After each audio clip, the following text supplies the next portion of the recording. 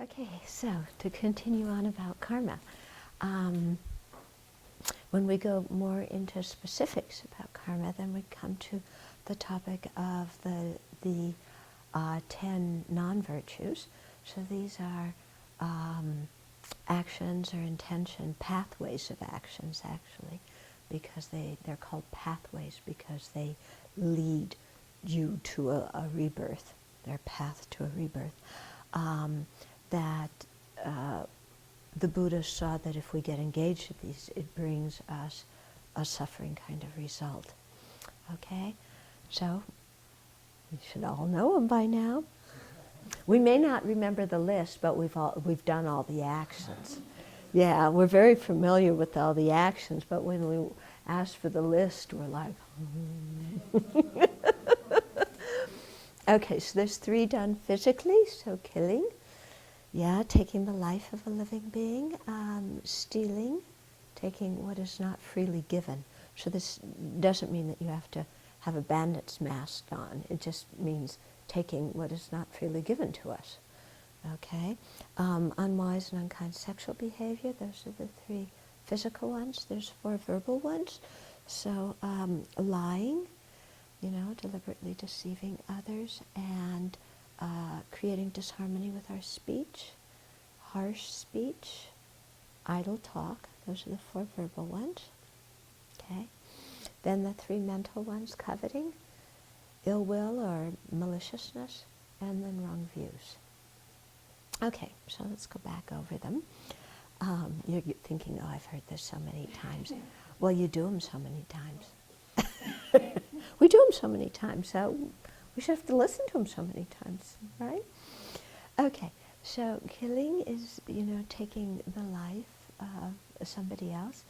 To do a complete action of killing, we have to identify the object that we want to kill that exact thing, have the intention to take the life, have a deluded mental state, either attachment or ignorance or anger, okay?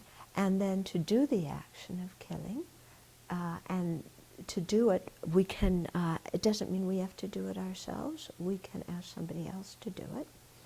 And then the conclusion is that the other person dies before we do, okay? So we have to be careful with this one because there's lots of instances where we ask other people to kill for us, like we hired the exterminator, okay? So these kinds of things create a very heavy negative karma.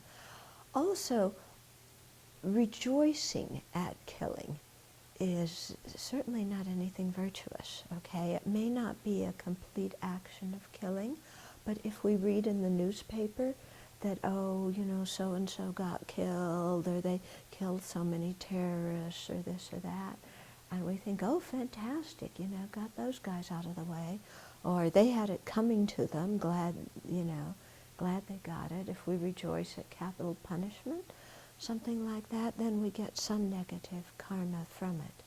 Okay, it may not be the complete action, but rejoicing in others' negativities is not something good. And it certainly plants the seed to enable us to do that in the future, because whatever we rejoice at, even if we haven't done it, if we rejoice, we're going to be open to doing it. Okay, then the second one is taking what hasn't been freely given to us. So, we usually think of robbery and burglary, but this is also borrowing something and then keeping it for ourselves without intending to return it. Not paying taxes that we're supposed to pay, or not paying fees that we're supposed to pay. Sneaking into the theater free and all that kind of stuff. So again, here too, there's an object that we want to claim as our own.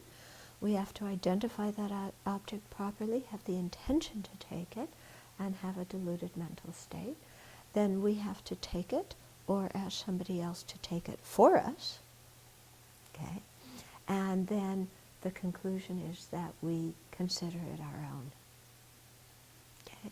So this one, there's many different ways to break it. If you work at a certain place and you take material from your workplace for your own private use that wasn't offered to you by your boss, that's stealing, isn't it? Okay?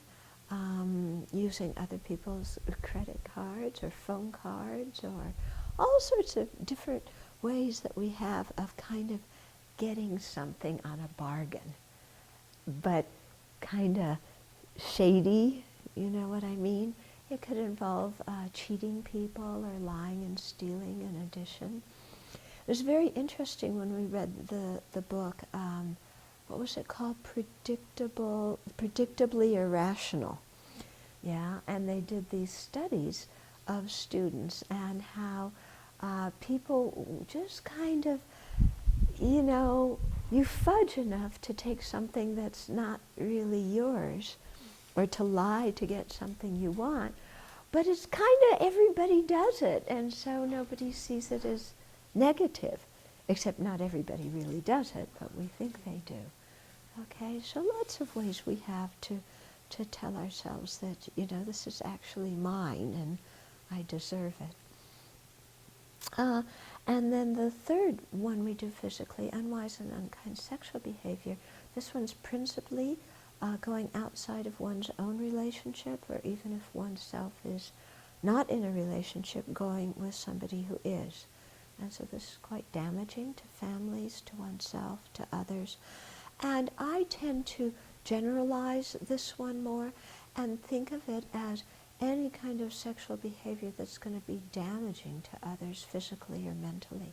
So having a sexual relationship without taking care to prevent STDs, you know, I think that's kind of irresponsible sexuality. Seeing other people as objects and just sleeping with them for one's own pleasure. Looking at porn. Okay, oh, now everybody's going to turn down I'm really astounded by the number of people who, you know, from all kinds of walks of life who are very respectable, but look at porn. Yeah, and that's just really objectifying people. And again, you know, when you put that in your mind, then the tendency is to act on it. Okay? So these kinds of things, to abandon them and instead do the, you know, either abandon them or do the opposite, like protecting life, protecting others' possessions, using sexuality wisely and kindly. So tomorrow we'll go on to the 4 verbal ones. But it's very helpful in our lives to do a little life review about these, and like, when have I gotten involved in them, and why have I done that? What was my mental state? What did I think I was going to get out of doing this? How did I feel afterwards? What am I going to do if a similar situation comes in the future? So instead of just saying, oh, you know, I'm bad because I do them, yeah, that doesn't help much.